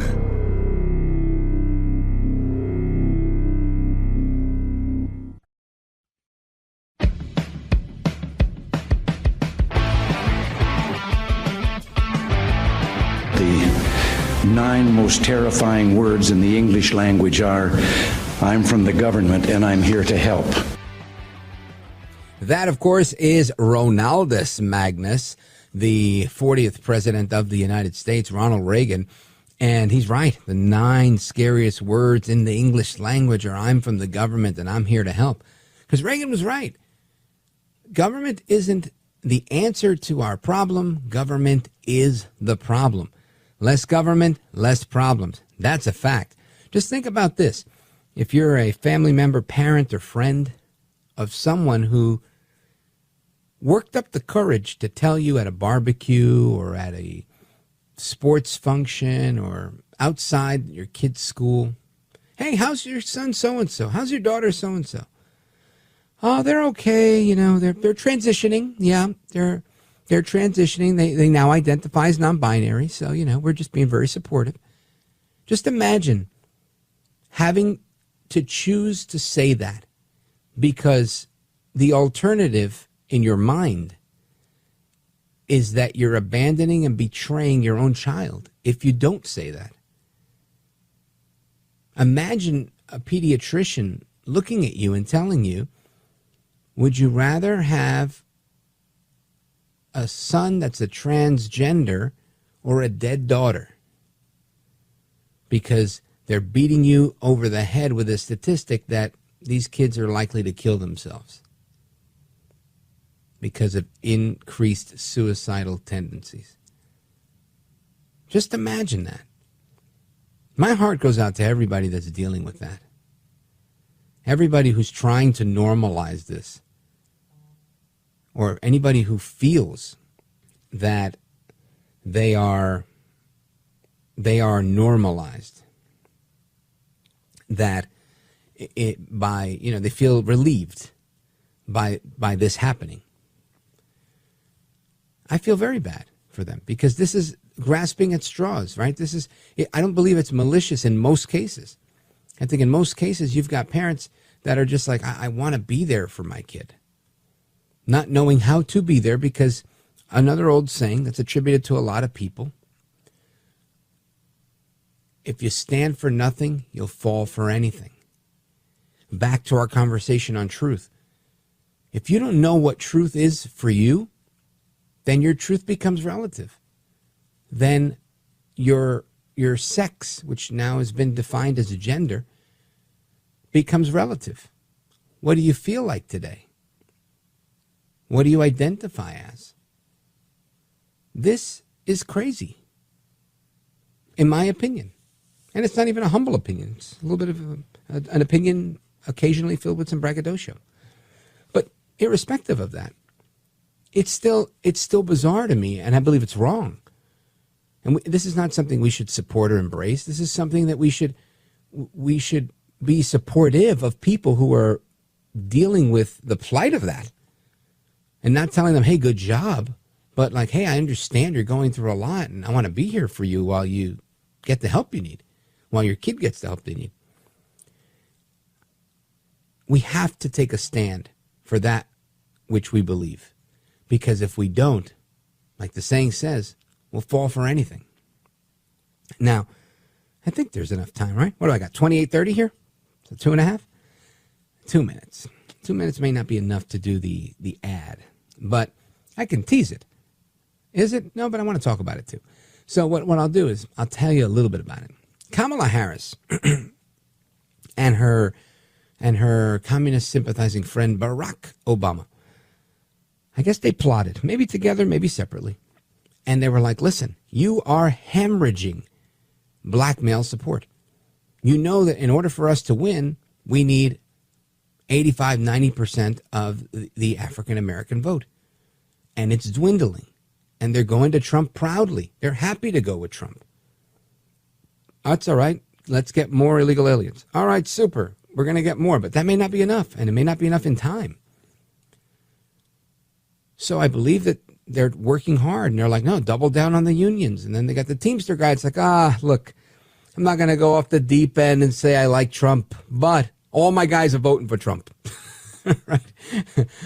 And you've got now that they've solidified their deal with the longshoremen. I got news for you there, too. I know some longshoremen. I don't think they're towing the company line on Election Day. A lot of longshoremen like Trump. Now, there's some that can't stand him. I know about this. And they're like, listen, I've been there for 20 years or 17 years, and with overtime, I'm making well over $200,000 a year. So when you got a longshoreman that's doing really well, and Trump's trade war with China might slow down things at the port, maybe they don't like Trump so much.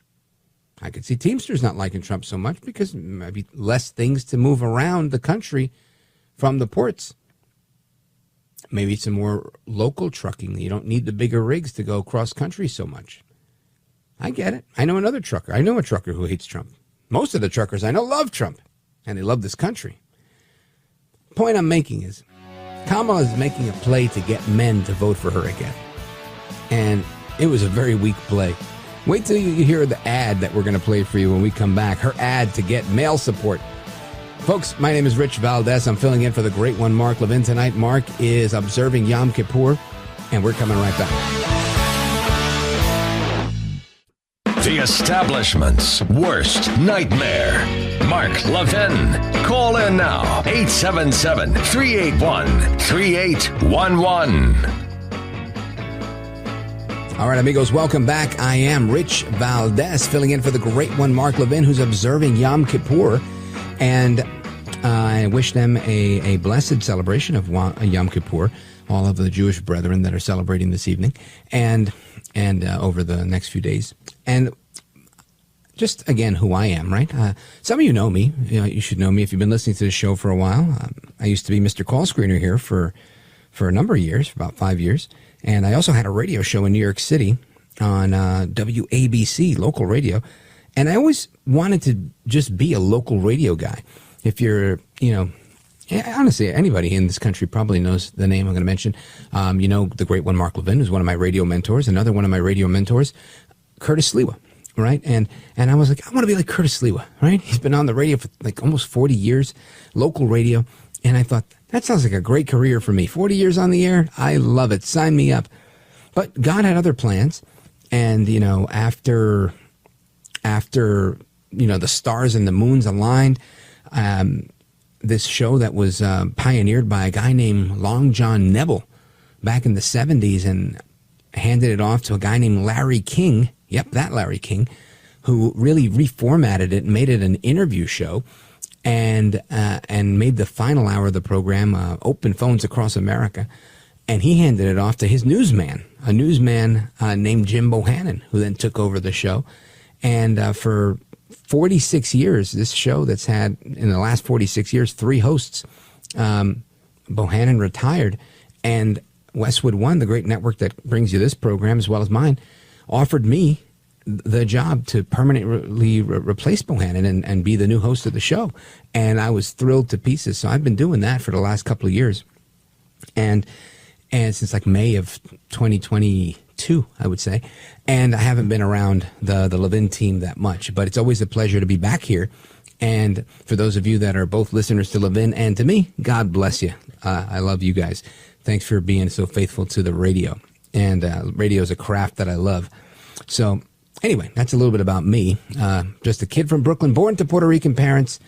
Fell in love with talk radio as a young man, and I'm fortunate that I get to do this for a living, and for a whole lot of fun too, right? It is a blast. And some people think that if they lose support for a certain voting demographic, that they can recoup it by challenging people. So Kamala Harris, as you heard from Barack Obama, that black men are jumping ship and they're jumping on board the Trump train with El Trumpito Donaldus Magnus, the 45th president of these United States. But guess what? She says, let's make an ad. Let's make an ad and challenge him and say, hey, are you man enough to vote for Kamala Harris? Now, I say Kamala Harris not because I have a thick Spanish accent. That would be my dad. But because I like to make fun of her. And my nickname for Kamala Harris is Kamala Harris, which means in Spanish, how bad you are. And Kamala Harris made this ad asking if you are man enough to vote for Kamala Harris. A lot of people thought this was a joke, but this is real. Listen to this. I'm a man. I'm a man. I'm a man, man. And I'm man enough. I'm man enough to enjoy a barrel-proof bourbon. Neat. Man enough to cook my steak rare. Man enough to deadlift 500, then braid the out of my daughter's hair. You think I'm afraid to rebuild a carburetor? I eat carburetors for breakfast. I ain't afraid of bears. That's what bear hugs are for. I'll tell you another thing I sure as shit am not afraid of. Women. I'm not afraid of women. I'm not afraid of women. They want to control their bodies? I say go for it. They want to use IVF to start a family? I'm not afraid of families. They want to be childless cat ladies? Have all the cats you want. Woman wants to be president? Well, I hope she has the guts to look me right in the eye and accept my full-throated endorsement. Because I'm man enough to support women. Man enough to know what kind of donuts I like. Man enough to admit I'm lost, even when I refuse to ask for directions. Man enough to not ban young women from reading Little Women. Or one of those pants books that the sisters like. I'm man enough to raw dog a flight. It sucked. Not worth it. I'm man enough to be emotional in front of my wife. In front of my kids. In front of my horse. I'm man enough to tell you that I cry at Love Actually. Good Will Hunting. West Side Story. That and Predator. And I'm sick of so-called men domineering, belittling, and controlling women just so they can feel more powerful. That's not how my mama raised me. I love women. I love women who support their families. Women who decide not to have families. Women who take charge. And I'm man enough to help them win. All right, now, you would think that this is something that the Trump campaign would have put out to make fun of Harris and them, but no.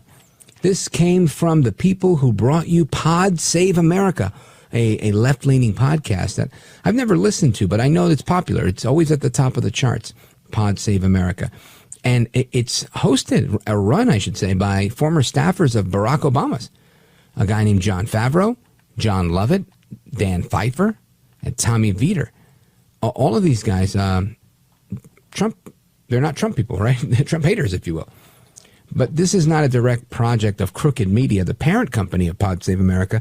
This is something from a group that spinoff called Vote Save America.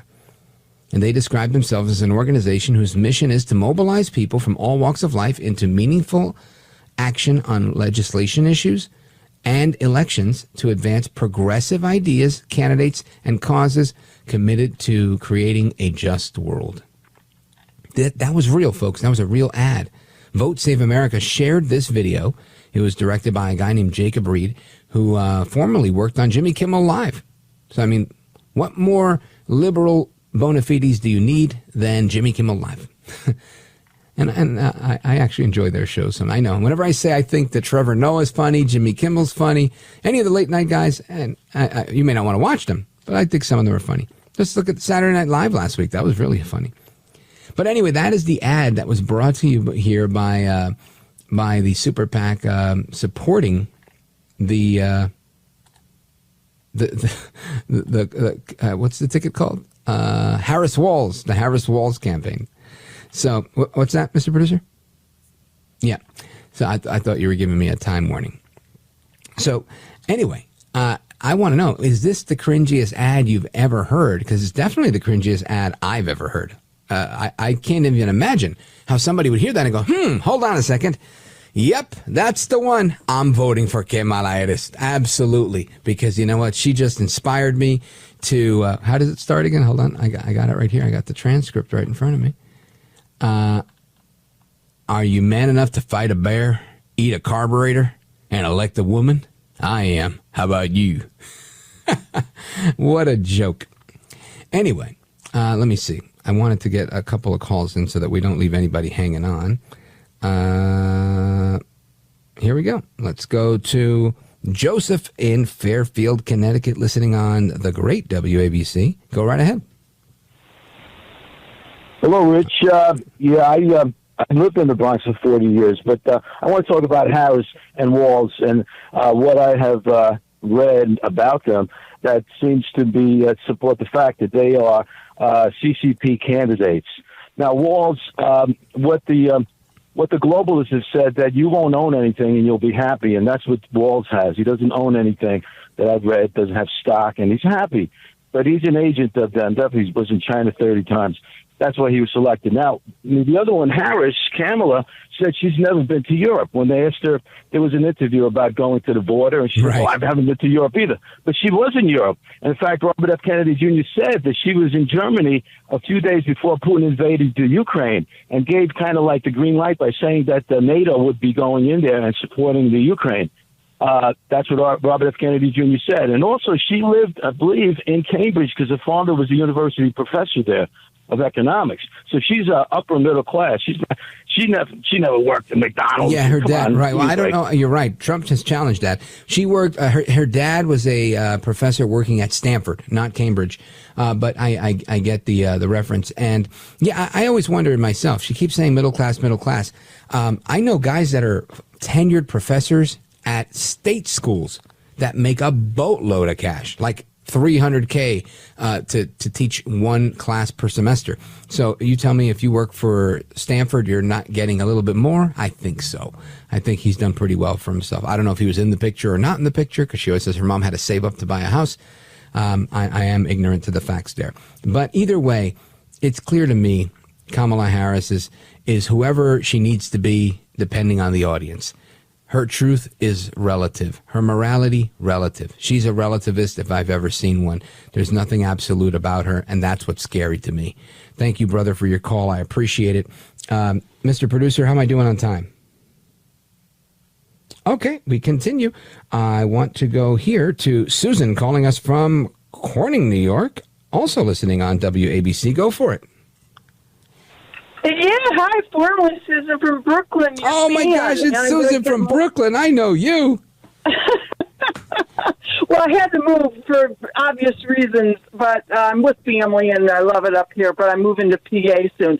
But really, okay, so I am just so triggered by what Harris and Obama saying that Trump is running for himself.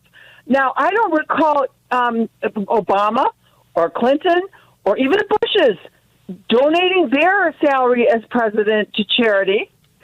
I don't recall them doing the humanitarian things that President Trump has done, like, remember the Palestine disaster with the chemical... I don't recall either of them going there with goods, with trailers full of supplies for these You're talking people. about the train derailment in East Palestine, Ohio.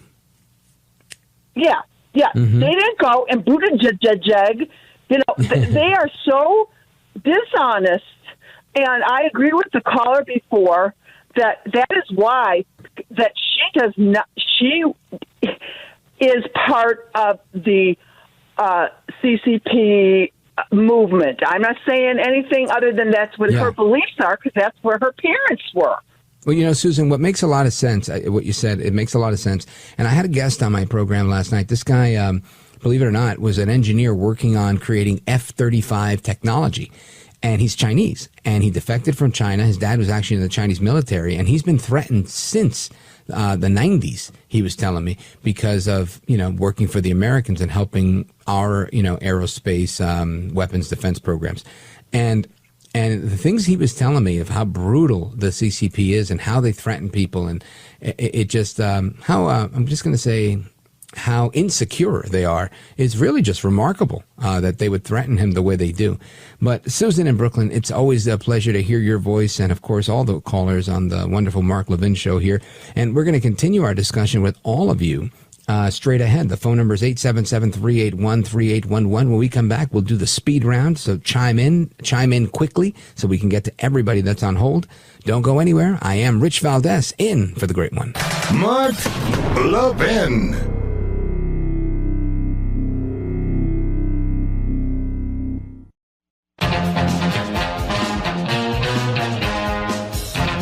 All right, amigos, welcome back. Rich Valdes filling in for the great one, Mark Levin, taking your calls. 877-381-3811 is the phone number. And let me see, where do we go? I want to go to Eli, Lexington, Kentucky, on Sirius XM. Go for it, Eli. You're on with Rich Valdes. Rich, how you doing? Wonderful, thank you. I have friends of mine, they are veterans. What can I do to persuade them to vote for President Trump? They very little bit angry because what he said about John McCain. Could you help me with that, please? I doubt it. I'll tell you this. I always tell people, look, you don't have to like Trump. You have to like your country. There's two options here. You could stay home and do nothing. I would liken this to an old lady getting mugged. Right? I weigh a little under 200 pounds. If an old lady's getting mugged, I'm going to take my chances with the mugger, right? What other option do I have? I can't go, well, the guy was 6'5". He looked like he was 300 pounds, like a bodybuilder. What was I going to do? Let him beat on this old lady while she's holding on for dear life in her bag? America is hanging in the balance. You've served this country in uniform. You know what you have to do to defend this country. Okay, so he insulted one of your countrymen. He doesn't think very highly of Senator McCain. God rest his soul. That's their beef, not mine. And I wouldn't allow that to get in the way of making America better, making it great, if you will. Now, that's not my sales pitch to them. That's my genuine feeling about a situation like that. There's a lot of things that people don't like about a lot of candidates. But ultimately, we have to ask ourselves, what are we looking for a secretary of the VA? No, we're looking for a president. And guess what? Trump was good to the VA. So are we looking for a pastor or a priest? No, not a preacher neither. We're looking for a chief executive of our federal government, leader of the free world. I think Trump is clearly head and shoulders above Kamala Harris in being the best choice for the job. That goes without saying. So then it becomes down to the voter. Are you going to go with the best option here? So one who has a proven track record. Trump's record was a good record. It wasn't a bad record. The economy was a very good record.